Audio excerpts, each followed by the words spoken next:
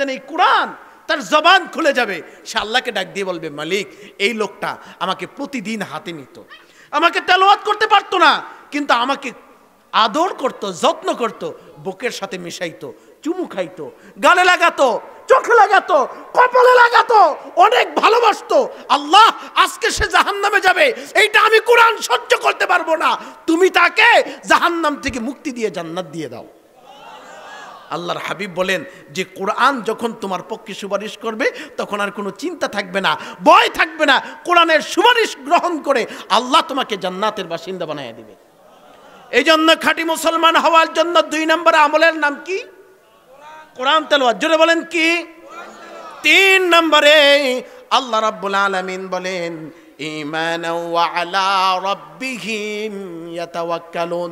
3 নম্বরে মুসলমানের পরিচয় হলো তারা সব সময় ভরসা করবে আল্লাহর উপর।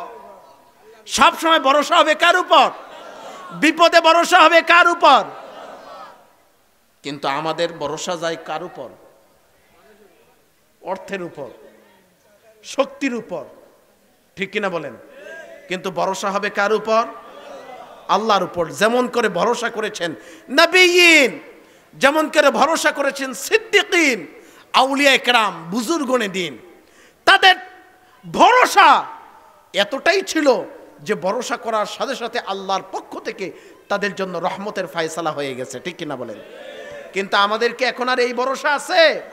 বলে আরে হুজুর এখন কোন রকম একটু চলতে পারি, পোলাডারে বিদেশ পাঠাইছি, পোলার একটু বিদেশ যাইয়া কোন রকম কিছু পয়সা কামায়, এই কারণে না কোন রকম চলতে পারি।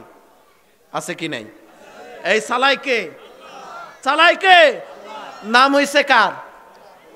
পোলার। তাহলে তাওয়াক্কুল কি আল্লাহর উপর না পোলার উপর? আমাদের তাওয়াক্কুল হবে কার উপর? আল্লাহর উপরে। যখন তাওয়াক্কুল হবে আল্লাহর পক্ষ থেকে তোমার জন্য ফয়সালা এত সুন্দর হবে যা তুমি কোনোদিন কল্পনাও করতে পারবা না। হযরত মূসা আলাইহিস সালাতু ওয়াস সালাম বনি ইসরাঈলের সঙ্গী সাথী নিয়ে ফেরাউনের হাত থেকে বাঁচার জন্য সেই মহাসাগর পাড়ি দেওয়ার সিদ্ধান্ত গ্রহণ করেছে। গভীর রাতে বের হয়ে গেছে, বাহার কালজুম, আমরা সহজ ভাষায় বুঝি নীল নদের তীরে মূসা দাঁড়াইছে, সামনে সাগর। এখন পিছনের দিকে তাকায়া দেখে যে ৮০,০০০ ঘোড় সওয়ারি সৈন্য নিয়ে ফেরাউন আসতেছে মূসারে মারার জন্য।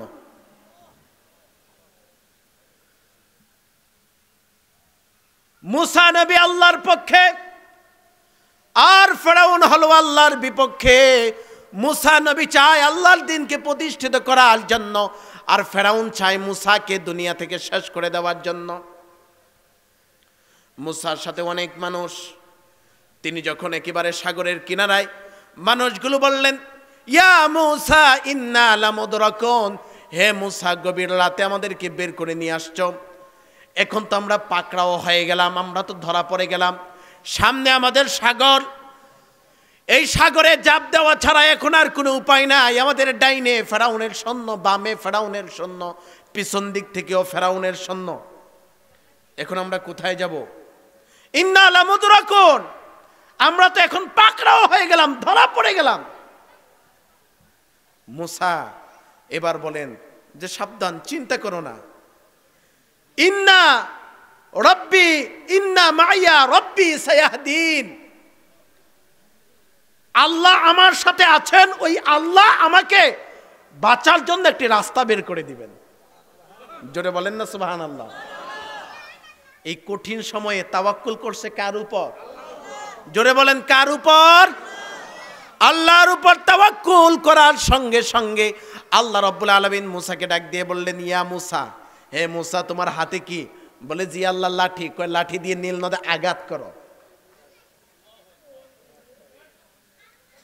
মূসা বলেন আঘাত করতে দেরি হলো, কিন্তু দেখলাম এক আঘাতে একটা নয়, দুইটা নয়, বনি ইসরাঈলের 12টা গোত্রের জন্য 12টি প্রশস্ত রাস্তা হয়ে গেছে।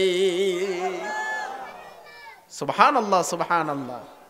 এক মাহফিলে গেছে, বলে হুজুর এমন কোন রাস্তা আছে যেই রাস্তায় সূর্যের আলো শুধুমাত্র জীবনে একবার পড়েছে, দ্বিতীয়বার আর সূর্যের আলো পড়ে নাই। আমি তো চিন্তায় পড়ে গেলাম, এইটা আবার কোন রাস্তা? সূর্য প্রতিদিন ওঠে, প্রতিদিন ডুবে, আলো তো সব জায়গায় পৌঁছে, কিন্তু কোন সে জায়গা যেই জায়গায় শুধুমাত্র সূর্যের আলো জীবনে একবার পড়ছে, দ্বিতীয়বার আর পড়ার সুযোগ পায় নাই? ওই জায়গাটা কোন জায়গা? এই মুসার রাস্তা। সুবহানাল্লাহ বলেন।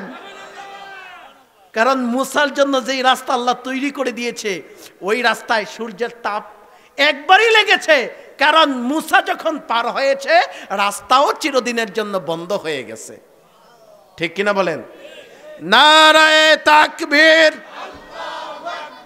নারায়ে রিসালাত, নারায়ে রিসালাত, ওয়াজ মাহফিল, ওয়াজ মাহফিল, ওয়াজ মাহফিল, ওয়াজ মাহফিল, দুধ মুখ দরবার শরীফ।